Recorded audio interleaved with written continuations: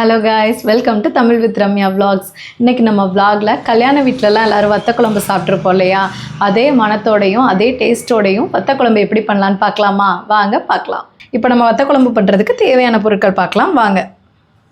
சின்ன வெங்காயம் ஒரு 10-15 சின்ன வெங்காயத்துக்கிட்ட நான் உரிச்சிட்டு கட் பண்ணி வச்சுருக்கேன். 2 சின்ன தக்காளி, ஒரு 10 பல் பூண்டு, வத்தல் சுண்ட வத்தல் எடுத்திருக்கேன் நான்.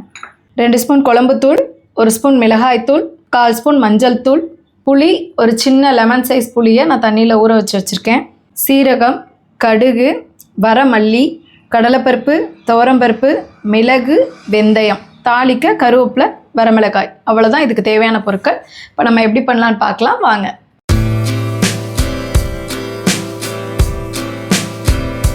இந்த வத்த குழம்பு பண்ணுறதுக்கு மெயினாக ஒரு பொடி அரைச்சிக்கிறணும், அதுதான் அதுக்கான மெயின் டேஸ்ட்டே. அது எப்படி பண்ணலான்னு பார்க்கலாம் வாங்க.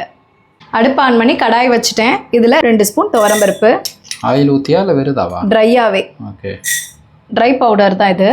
1 ஸ்பூன் கடலைப்பருப்பு, வரமல்லி 1 ஸ்பூன், கடுகு 1/2 ஸ்பூன், 1/4 ஸ்பூன் சீரகம், 1/4 ஸ்பூன் மிளகு, 1/4 ஸ்பூன் வெந்தயம். இது கூட காரத்துக்கு நான் 1 வரமிளகா மட்டும் சேர்க்குறேன். இதையும் சேர்த்து ஒன்றா நம்ம ட்ரை ரோஸ்ட் பண்ணிக்கிறலாம். கலர் மட்டும் சேஞ்ச் ஆகணும், மற்றபடி கருக விடக்கூடாது. மீடியமில் சிம்மில் வச்சுட்டு வருங்க. இப்போ நம்ம வறுத்தாச்சு.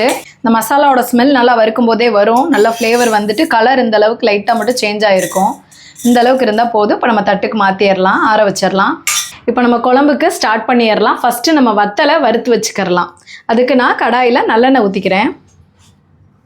நல்லெண்ணெயில் தான் செய்யணுமா அது? ஆமாம், அப்போ தான் வத்த குழம்பு டேஸ்ட்டாக இருக்கும்.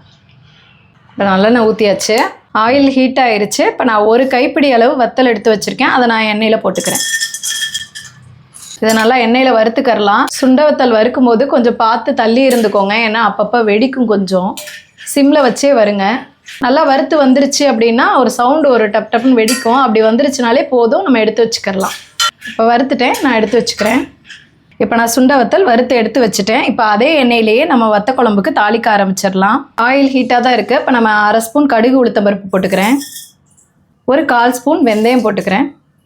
ஒரு வரமிளகாவை இதில் போட்டுக்கிறேன்.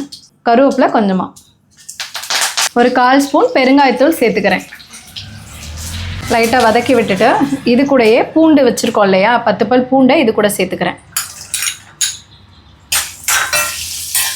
இதை லைட்டாக வதக்கி விட்டுக்கோங்க. பூண்டோட கலர் மட்டும் லைட்டாக சேஞ்ச் ஆகணும். பூண்டோட கலர் லைட்டாக சேஞ்ச் ஆயிடுச்சு. இப்போ நம்ம சின்ன வெங்காயத்தை இதோட சேர்த்துக்கலாம்.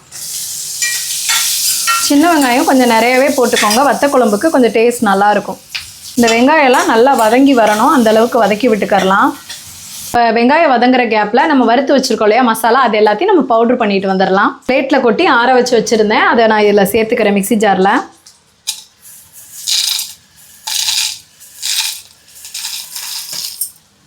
இப்போ நல்லா ஃபைன் பவுடராக இதை அரைச்சிட்டு வரணும். நான் அரைச்சிட்டு வந்து காட்டுறேன். இப்போ நான் பவுடரை அரைச்சிட்டு வந்துட்டேன். இந்த அளவுக்கு நல்லா அரைச்சி வச்சுக்கோங்க.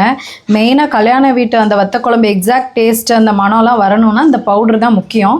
மிச்சம் இருக்கிறத ஏர்டைட் கண்டெய்னரில் க்ளோஸ் பண்ணி வச்சுக்கோங்க.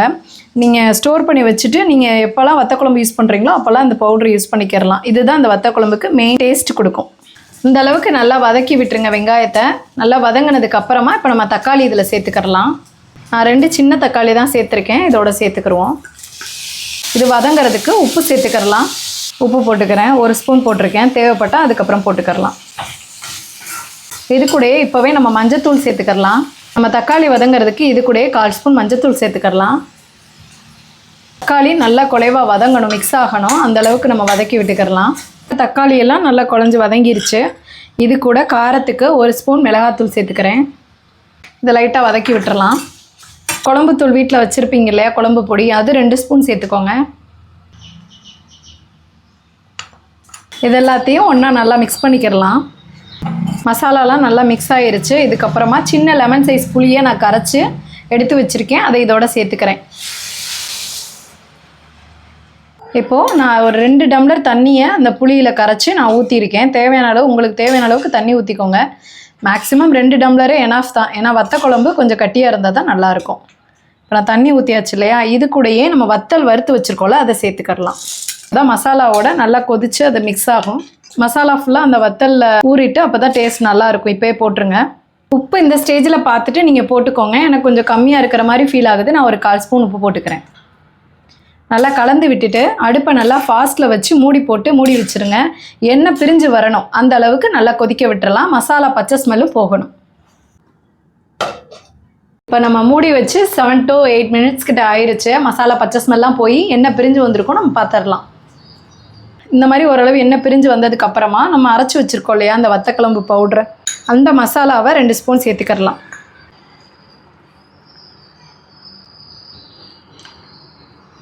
கால் ஸ்பூன் கிட்ட வெல்லம் சேர்த்துக்கிறேன்.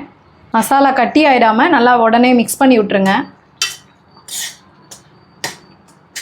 அடுப்பை சிம்லேயே வச்சுருங்க. இது போட்டதுக்கப்புறமா ஃபாஸ்ட்டில் வைக்க வேணாம். இப்போ போட்ட மசாலா எல்லாம் மிக்ஸ் ஆகி அந்த ரா ஸ்மெல்லாம் போகணும், அவ்வளோதான். அதுக்கப்புறமா நம்ம வத்த குழம்பு ரெடி ஆகிடும். இது கூடயே ஃபைனல் டச்சாக ஒரு 2 ஸ்பூன் நல்லெண்ணெய் விட்டுக்கிறலாம். இப்போ நம்ம மூடி வச்சுட்டு சிம்லேயே ஒரு 2 நிமிஷம் வெயிட் பண்ணலாம். அதுக்கப்புறமா நம்ம பார்க்கலாம். இப்போ நம்மளுக்கு 2 minutes ஆயிடுச்சு, திறந்து பார்த்துடலாம். நல்லா சூப்பராக, ஆமாம், நல்லா சூப்பராக வத்தக்குழம்பு ரெடி ஆயிடுச்சு. நல்லா பார்த்தாலே தெரியும், எண்ணெய்லாம் நல்லா மேலே வந்துருச்சு.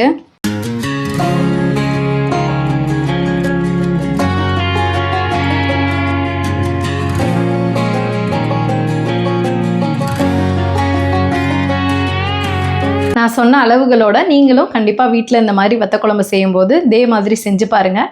டேஸ்ட்டு சூப்பராக இருக்கும். எங்கள் வீடியோவை லைக் பண்ணுங்கள், ஷேர் பண்ணுங்கள், சப்ஸ்கிரைப் பண்ணுங்கள். மறக்காமல் கீழே இருக்கிற பெல் ஐக்கானையும் கிளிக் பண்ணிவிட்டு பாருங்கள். அப்போ தான் நாங்கள் போடுற அடுத்தடுத்த வீடியோஸ் எல்லாமே உங்களுக்கு நோட்டிஃபிகேஷனாக காட்டும். இது வரைக்கும் எங்கள் வீடியோ பொறுமையாக பார்த்ததுக்கு ரொம்ப தேங்க்ஸ்.